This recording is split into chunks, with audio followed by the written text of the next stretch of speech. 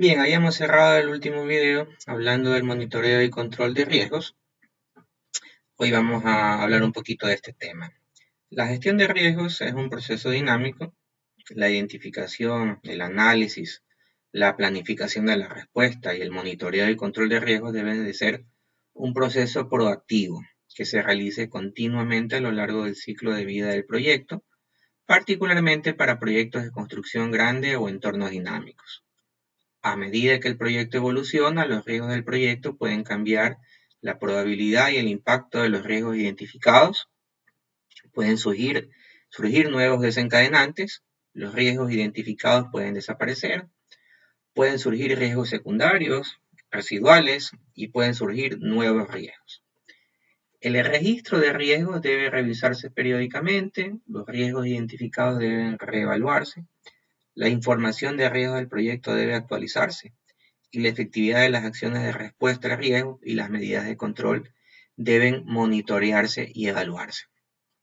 Deben tomarse consideraciones especiales con respecto a las comunicaciones e informes del proyecto.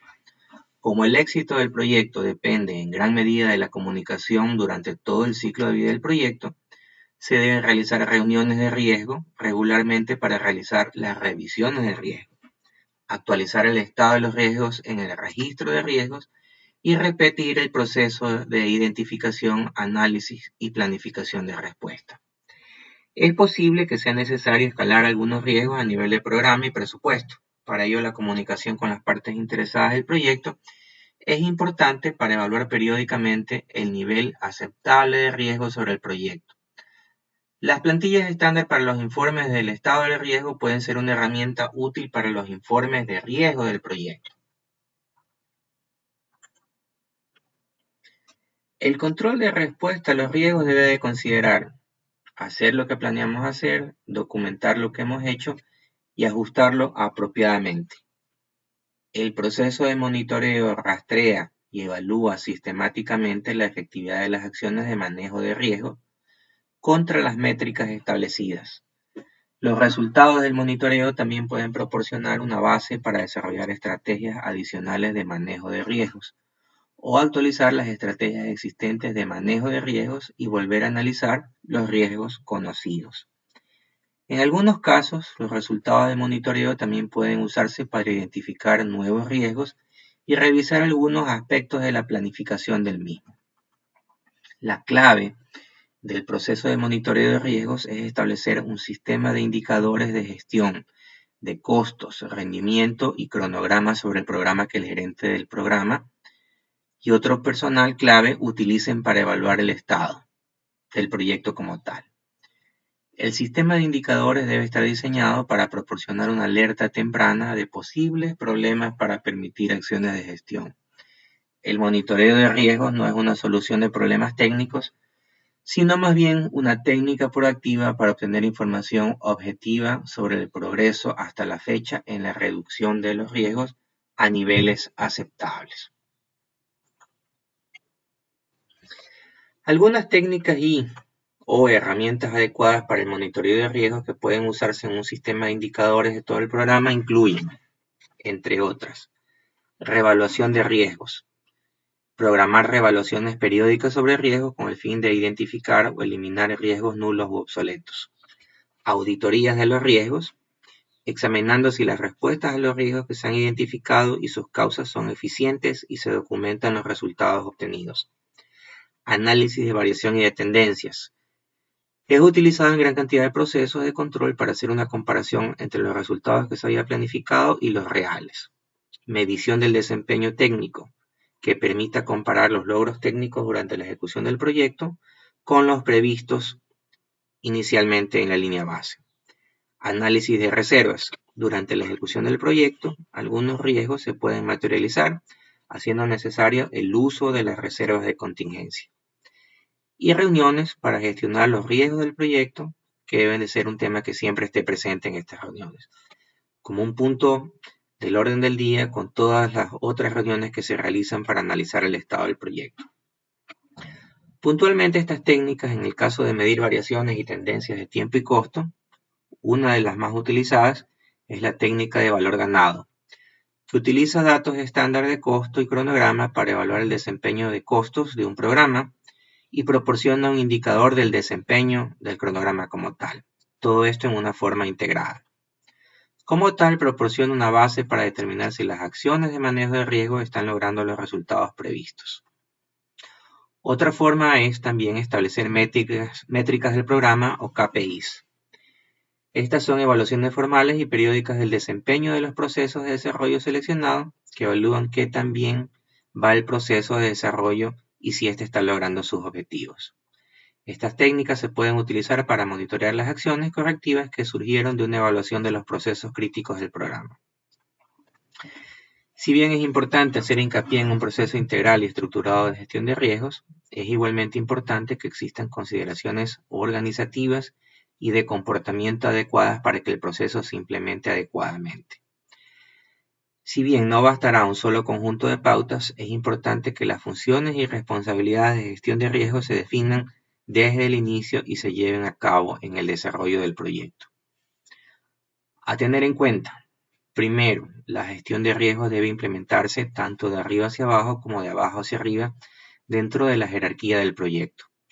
El gerente del proyecto y otros tomadores de decisión deben usar los principios de gestión de riesgo en la toma de decisiones y el apoyo y alentar a todos los demás dentro del proyecto a realizar la gestión de riesgos. El gerente de proyecto generalmente no debe de ser el gerente o encargado de los riesgos, excepto que el proyecto sea muy pequeño y no pueda darse el lujo de tener un gerente de riesgos en forma individual. Debe participar este gerente de riesgos y el gerente de proyecto activamente en las actividades de gestión de riesgos y utilizar los principios de gestión de riesgos en la toma de decisiones. Si no se cuenta con apoyo activo, otro personal del proyecto a menudo considerará que la gestión de riesgos no es muy importante y puede haber un estímulo insuficiente para crear o mantener una cultura de riesgos dentro del proyecto para adoptar la toma de decisiones que limiten estos riesgos. A nivel de trabajadores, generalmente, estos son muy rápidos para descubrir si los encargados de las tomas de decisiones están comprometidos o no con la gestión de riesgos o si simplemente lo toman como un requisito más de la obra. Ambos grupos deben participar activamente para que la gestión de riesgos sea efectiva. Finalmente, vamos a comentar el último punto sobre análisis cuantitativo en la gestión de los riesgos. Cuantificar el riesgo implica, entre otras cosas, hacernos ciertas preguntas tales como ¿cuál es el valor monetario esperado del impacto? ¿Cuál es la probabilidad de terminar después de cierta fecha? ¿Cuál es la probabilidad de tener un proyecto no rentable? ¿De cuánto es la reserva para contingencias en tiempo y costo? Para este menester existen ciertas técnicas de recopilación y representación de datos y análisis de datos. Una de las más simples, pero a su vez efectivas, son las entrevistas. Las técnicas de entrevistas se basan en la experiencia y en datos históricos para cuantificar probabilidad de impacto de los riesgos sobre los objetivos del proyecto. Para esto es necesario que las personas entrevistadas hayan tenido experiencia previa en obras similares. La información necesaria depende del tipo de distribuciones de probabilidad que se vayan a utilizar. Por ejemplo, para algunas distribuciones comúnmente usadas, la información se podría recopilar agrupándola en 3 escenarios: un escenario optimista, un escenario pesimista y el escenario más probable.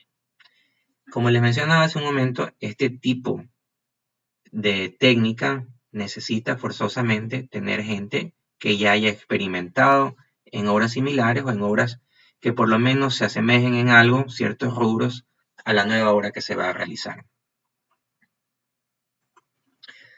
Otra técnica es establecer distribuciones de probabilidad en forma ya más estadística. Las distribuciones continuas de probabilidad, utilizadas ampliamente en el modelado y simulación, representan la incertidumbre en valores tales como las duraciones de la actividad del cronograma y los costos de componentes del proyecto. Usualmente en este tipo de técnicas se suele utilizar diferentes distribuciones. Quizás la distribución más común es la distribución del tipo normal, es decir, la distribución en forma de campana. en la cual en la parte central están ubicados el 66% de la ocurrencia más probable. Para poder realizar asimismo este tipo de distribución, básicamente se lo usa para hacer proyecciones y para hacer simulaciones, como veremos luego, en temas de costo y tiempo. Se necesita también tener gente de experiencia y datos relevantes como tal. Esos datos relevantes como tal deben estar agrupados y deben de tener un rango como tal de un mínimo a un máximo. Y asimismo, en base a las observaciones, determinar la frecuencia de los mismos. Hay también las técnicas que se conocen como análisis de sensibilidad. El análisis de sensibilidad ayuda a determinar qué riesgos tienen el mayor impacto potencial en el proyecto.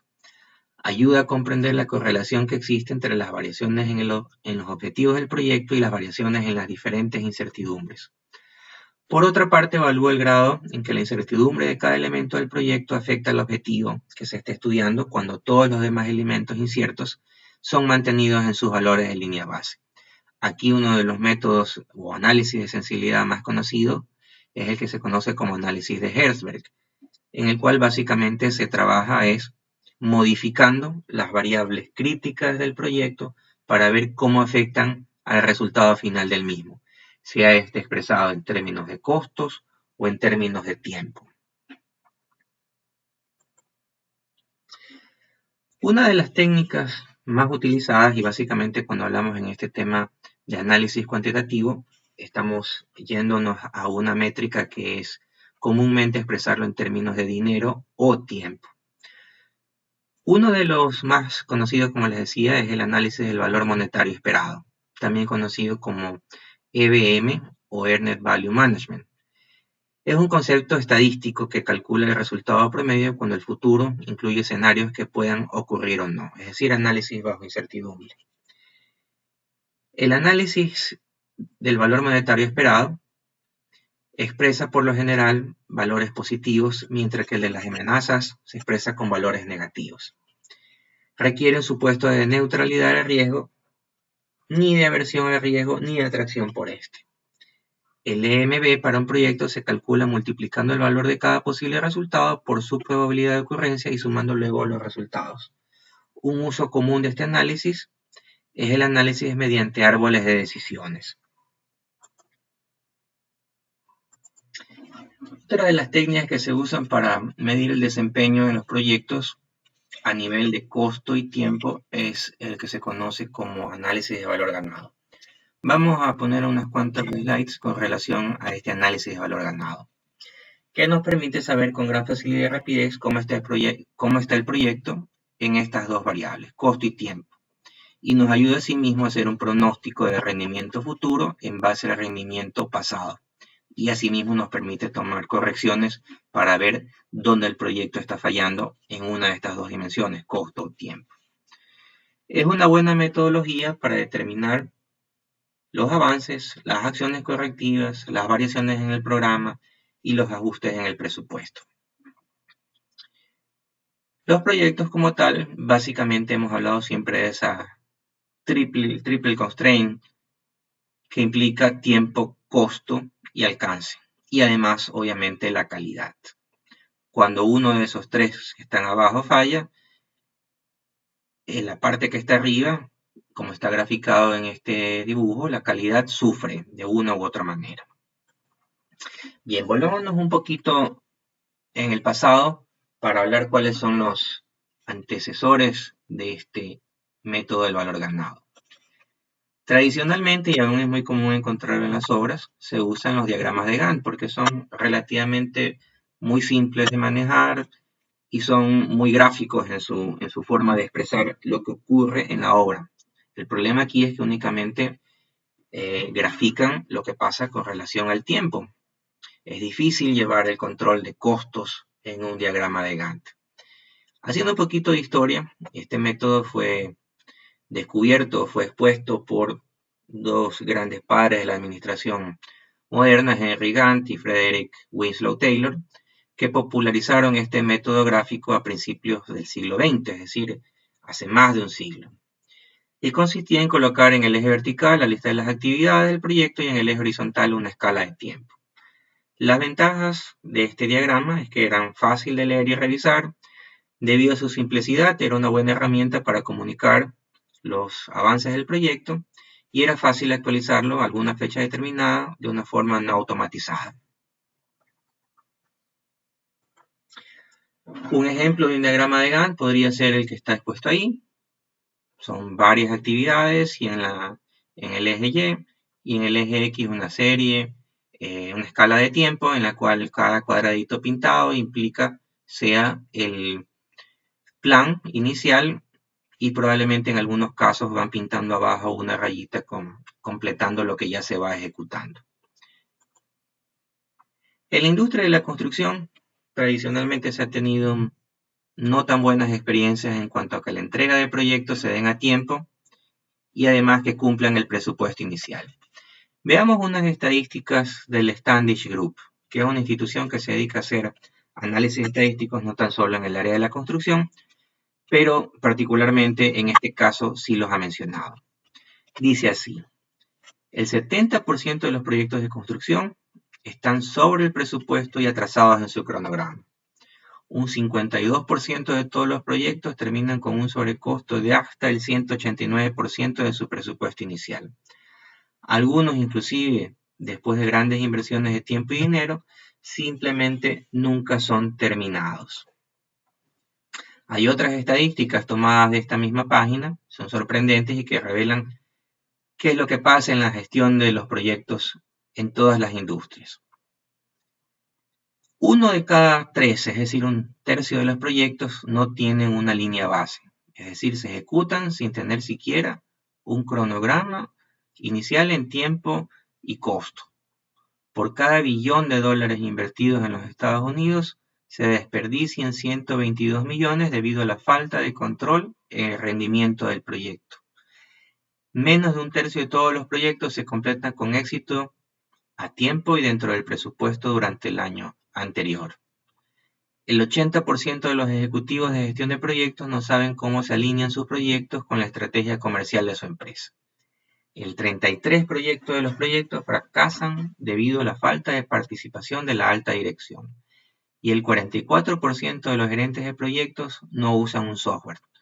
Aunque Pricewaterhouse descubrió que el uso de software de Project Management disponible comercialmente aumenta el rendimiento y la satisfacción.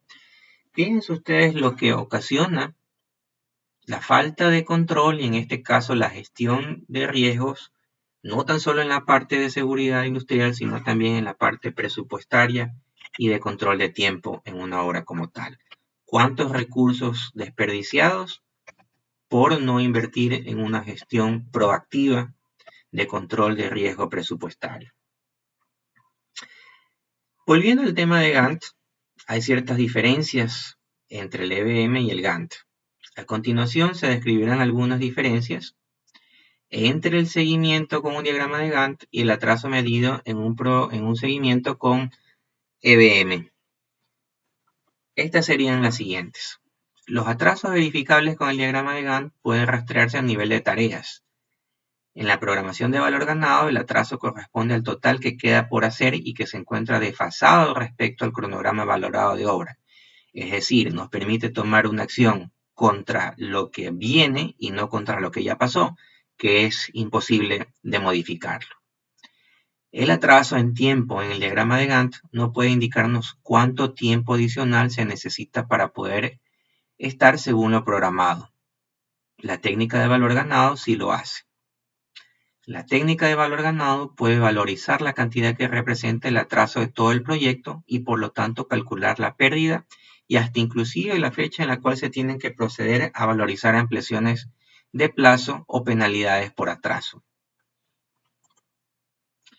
Básicamente, para poder desarrollar esta técnica de EBM, yo necesito que los proyectos sean desglosados en tareas ejecutables y asignados a un responsable o una fuerza de trabajo utilizando una estructura organizacional. Un esquema como el que está ahí, el WS, sería algo similar, parecido a lo que sería un presupuesto con asignación de responsabilidades, y el OBS sería la parte del quién va a hacer el trabajo como tal. Para poder desarrollar el EBM es necesario que yo tenga una línea base o un presupuesto inicial. Es algo parecido a lo que ya hemos hablado hace un momento de un diagrama de Gantt o un cronograma valorado de obra, en el cual tengan una escala de tiempo y dinero, las actividades y cómo van o cómo se piensan ir desarrollando estas a lo largo del periodo de tiempo estimado de la obra. Los tres conceptos básicos que vamos a ver a continuación son los que me permiten hacer todo tipo de pronósticos y proyecciones utilizando estas técnicas de valor ganado. El primero de ellos es el valor planificado. Nos referimos al costo planificado de la cantidad total del trabajo programado a ser realizado para la fecha propuesta. En otras palabras, es el cronograma valorado, es decir, esa línea azul que está ahí es mi plan, en tiempo y en dinero, cómo pienso yo desarrollarlo como tal. Eso es también, o podría considerarse como la línea base. Luego entramos al concepto o al valor ganado como tal, que lo vamos a definir como la cantidad presupuestada para el trabajo realmente ejecutado de una actividad hasta un momento determinado. Compara la cantidad de trabajo que se planeó contra lo que realmente se ha ejecutado. En otras palabras, refleja la cantidad de trabajo que ha sido ejecutada a una fecha determinada al costo del valor planificado. Poniéndolo quizás en palabras más sencillas, me toca a mí verificar a una fecha determinada qué cantidad de trabajo, en la métrica que sea, metros cuadrados, metros cúbicos, la unidad que yo tenga de la determinada actividad que yo quiera analizar, lo que verdaderamente he hecho versus lo que debía de haber hecho. Y como el patrón de comparación en el valor ganado es dinero, esa cantidad de trabajo que ha sido ejecutada en la realidad la multiplico por el valor unitario que yo tenía presupuestado. De esa forma obtengo el segundo valor, que es valor ganado. Finalmente, para completar los tres elementos que necesito para comenzar a hacer las proyecciones, necesito saber cuál es el costo actual, es decir, saber la cantidad de recursos que han sido efectivamente gastados para alcanzar determinada cantidad de trabajo a una fecha determinada. Es decir, como antes decíamos, para realizar una cantidad de trabajo determinada a una fecha X, yo necesito saber no cuál era el valor que tenía presupuestado gastar, sino cuánto en realidad he gastado. Entonces tengo ahora ya tres dimensiones: el valor planeado, el valor ganado y el costo actual. Esos tres valores los voy a poner yo en una misma gráfica, como se ve en la pantalla. La línea azul obviamente va a ir de inicio a fin, porque es el valor planeado. Las líneas rojas de valor ganado y la línea amarilla de costo actual van a reflejar la realidad, expresado en dinero, tanto en tiempo como en costo. Ese mismo gráfico que veíamos en la lámina anterior lo puedo yo expresar también en términos numéricos, en una especie de cronograma valorado, pero al cual del cronograma valorado inicial yo le voy a añadir dos grupos de filas más, la que tiene relación con el valor ganado, cantidades por mes y cantidades acumuladas, e igual forma con los costos actuales expresados en forma mensual o periódica, y en la línea inferior los valores acumulados para poder graficar la curva que vimos anteriormente. Esa curva refleja algo similar a lo que está aquí esquematizado. El valor último que yo tengo en la última casilla, en este caso en el periodo 12 del valor planificado o valor planeado, es el presupuesto que yo estimo al término de la obra inicialmente, que sería un cuarto dato que yo necesito para comenzar a relacionar y hacer proyecciones. La situación del proyecto varía a lo largo de las dimensiones fundamentales, la importancia y la incertidumbre del proyecto. A medida que aumentan la importancia y la incertidumbre del proyecto, también necesita aumentar el rigor con que se aplica esta técnica de valor ganado. El rigor del valor ganado tiene dos dimensiones: la frecuencia, que son los intervalos de tiempo en el que el proyecto será evaluado, analizado y reportado, y la granularidad, es decir, el nivel de detalle en el que el alcance será descompuesto en la estructura de desglose de actividades o WBS, es decir, cada actividad en cuántas subactividades yo quiero desglosarlo o cuántas creo yo que es necesario para llevar un mejor control del proyecto. Además de las tres claves importantes del análisis de valor ganado antes mencionadas, el PV o valor planificado, el costo real o AC y el valor ganado EB, todas estas siglas están tomadas de su versión original en inglés, se tiene un cuarto punto de datos que lo mencionábamos hace un momento, que es el presupuesto a la finalización, o BAC por sus siglas en inglés, Budget at Completion, que representa el valor total planificado para el proyecto. Con estos cuatro elementos básicos del valor ganado, se pueden hacer unas proyecciones matemáticas que me reflejen índices que me van a permitir conocer los avances o atrasos que tenga nuestro proyecto. Las básicas están arriba expresadas en este slide, en la parte azul: el presupuesto a término, los costos actuales, el valor ganado y el valor planeado. Yo puedo, relacionando estos, obtener las variaciones, tanto en variaciones con relación al presupuesto, variaciones, con relación a los costos y variaciones con relación al schedule o al cronograma. Todas estas que he mencionado en la línea naranja. Asimismo, puedo obtener unos indicadores con relación a costos, a calendario y una mezcla de ambos. Además, y expresado en la parte verde, puedo hacer un pronóstico de cuál va a ser el estimado del presupuesto o el estimado gastado a término como tal. Las fórmulas para expresar cada uno de ellos están expresadas en las tres últimas líneas del slide que está en este momento en la pantalla. Yo les voy a subir además, para el que quiera, el anexo que da el PMI exclusivamente en relación a lo que tiene que ver con valor ganado.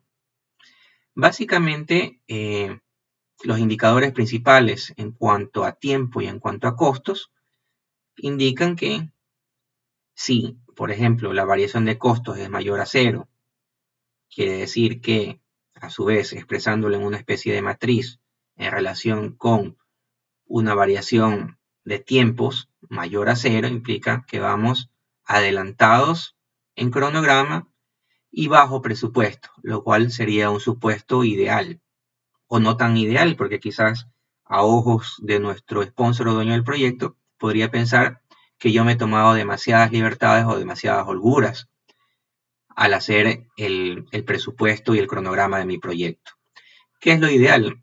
Estar en la cuadrícula central que diga que tanto el indicador de costos como el indicador de tiempos están en 0, es decir, estamos alineados con lo inicialmente previsto, tanto para tiempo como para el presupuesto. Y el escenario menos ideal, pero más común, sería el que ya comienza a pintarse en esta matriz en la parte roja, es decir, que los indicadores me muestren que yo estoy atrasado en calendario y a su vez sobrepasado en presupuesto. Gráficamente eso podría expresarse como está aquí. La línea que está en medio de las dos líneas punteadas es la línea o el cronograma o la línea base inicial. Si yo miro ahí la línea de costo actual, vemos que en un proyecto X, ¿no? ¿Verdad? Esto es una suposición, la línea de puntos comienza a hacer la proyección. Esa línea de puntos indica que con la tendencia actual yo voy a terminar sobre el presupuesto, con un sobrecosto proyectado que lo vemos ahí expresado con una llave donde dice sobrecosto proyectado. Asimismo, la técnica de valor ganado también me muestra cuál es el valor ganado que yo he tenido a determinada fecha y muestra su proyección. Eso me indica asimismo que al final yo voy a tener un retraso en tiempo del proyecto, lo cual obviamente al hacer este análisis en forma periódica me permite tomar ciertas acciones que puedan llegar a enderezar este proyecto y no llegar a esos atrasos y a esa sobrecosto del proyecto como tal, que obviamente va a ocasionar un problema para el administrador del proyecto. Bien, podríamos hablar un poquito más de EBM, sin embargo hacerlo sin tener un pizarrón a mano es un poquito complicado, pero sí podemos hablar un poquito más de las otras técnicas como tal. Habíamos hablado de los árboles de decisiones. Esta es una gráfica un poquito más compleja de lo que ya hemos visto cuando hablábamos de riesgo en condiciones de incertidumbre, pero es básicamente la misma técnica de árboles de decisión o técnicas bayesianas. Finalmente, hay unas técnicas que tienen que ver con modelado y simulación. Esto básicamente aplica en términos presupuestarios como tal. Una simulación de proyecto utiliza un modelo que traduce las incertidumbres detalladas especificadas para el proyecto en su impacto potencial sobre los objetivos del mismo. Las simulaciones se realizan habitualmente mediante una técnica que se conoce como técnica Monte Carlo. Monte Carlo básicamente es tomada porque hay una multitud de variables y el que se inventó esto lo asoció con los casinos de la famosa ciudad-estado de Monte Carlo. El modelo del proyecto se calcula muchas veces mediante iteraciones, utilizando valores de entrada, por ejemplo, estimaciones de costos o duraciones de las actividades, seleccionadas al azar o quizás con el criterio del gerente del proyecto, escogidas, pensando cuáles son las más críticas, y haciendo iteraciones a partir de unas distribuciones de probabilidad para estas variables. A partir de esas iteraciones se calcula un histograma. Para un análisis de riesgo de costos, una simulación emplea estimaciones de costos y para un análisis de los riesgos relativos al cronograma se emplean el diagrama de red del cronograma y las estimaciones de duración.